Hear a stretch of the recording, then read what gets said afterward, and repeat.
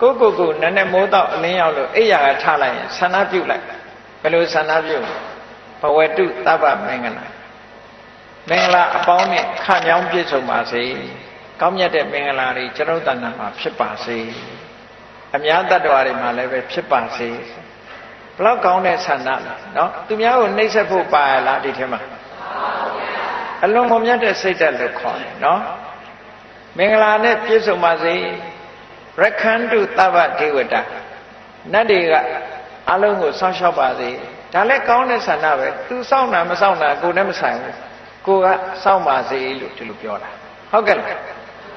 ဒါကိုပြောမယ်ဆိုရင်နတ်အားကိုးတာလားလို့ဆိုမဟုတ်ဘူးနတ်အားကိုးလို့ပြောတာမဟုတ်ဘူးနတ်တွေကလည်းလောကကိုစောင့်ရှောက်တာတွေရှိတယ်ပေါ့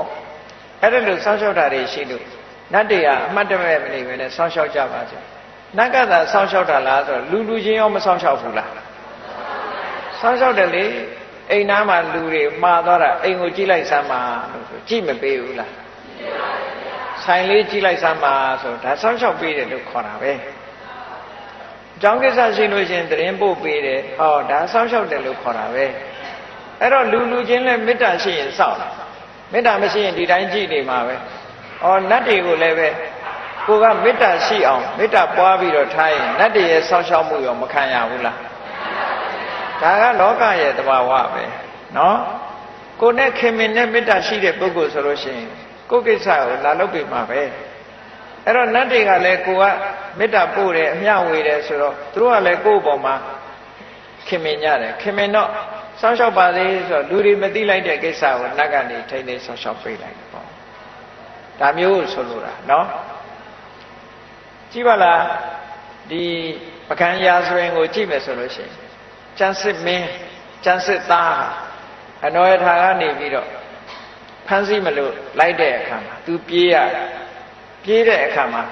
မြစ်ထဲမှာဖြတ်ပြီးတော့ကူးတဲ့အခါကျတော့တငါလှေတစ်စီးကနေပြီးတော့ဟိုဘက်ကန်းကိုပုတ်ပေးတယ်ဟာ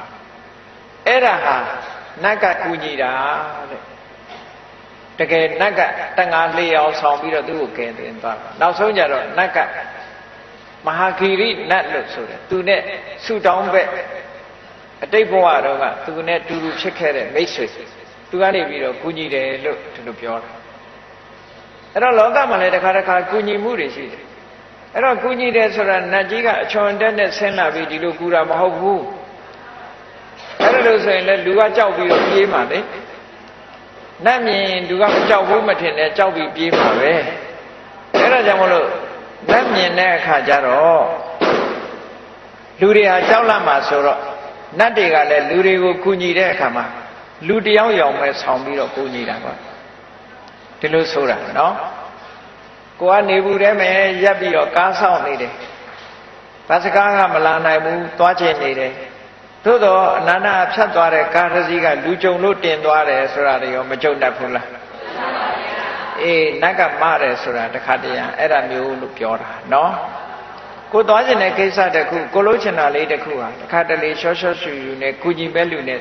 သိသည်ဖြစ်စေမသိသည်ဖြစ်စေကိုကုညီသွားတဲ့လူတွေနဲ့ကြုံတတ်တယ်ကော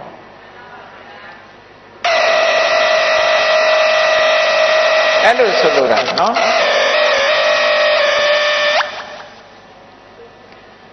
အဲ့ဒါကြောင့်မလို့ရက္ခန္တုသဗ္ဗဒေဝတာနတ်တွေကစောင့်ရှောက်ပါစေကူညီပါစေသဗ္ဗဗုဒ္ဓ အနုဘဝေနသရတုခိပွန်တုတေဘုရားကိုအာယုံပြုပြီးတော့ရလိုက်တဲ့ကုသိုလ်တွေဟာချမ်းသာဒုက္ခကိုပေးနိုင်တယ်ကုသိုလ်ကမှချမ်းသာဒုက္ခကိုပေးနိုင်တယ်ဒါကြောင့်မို့ဘုရားကိုအာယုံပြုတယ်ဘုရားကိုအာယုံပြုလို့ဖြစ်ပေါ်လာတဲ့ကုသိုလ်စိတ်တွေကိုယ်ရင်နဲ့နှလုံးထဲမှာဖြစ်လာတယ်အဲ့ဒီကုသိုလ်တရားတွေကလူတွေရဲ့တဏ္ဍာမှာချမ်းသာဒုက္ခကိုဖြစ်ပေါ်စေတယ်ဒါကကုသိုလ်ကမှချမ်းသာဒုက္ခကိုဖြစ်စေတယ်ဆိုတာဒါအမှန်ပဲကုသိုလ်ဆိုတာအနဝိဇ္ဇဒုက္ခဝိပါကလက္ခဏာအပြစ်ကင်းပြီးတော့ချမ်းသာဒုက္ခကိုဖြစ်စေတတ်တယ်ကုသိုလ်အဲ့ဒါကြောင့်မလို့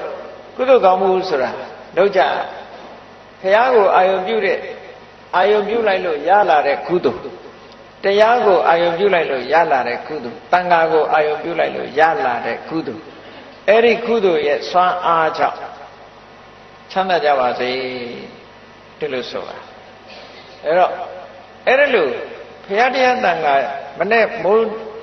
လင်းတဲ့အချိန်လေးမှာဘုရားတရားတန်ခါယရဏသုံးပါးကိုအာရုံပြုလိုက်မယ်ဆိုရင်မင်္ဂလာတွေလည်းဖြစ်လာမယ်နတ်တွေကလည်းကိုယ်ဆောက်ရှောက်လာမယ်ချမ်းသာဒုက္ခဆိုတာလည်းရလာနိုင်တယ်လို့အကြောင်းတရားတွေကိုပြောပြမလို့ရင်တော့မရဘူးပေါ့နော်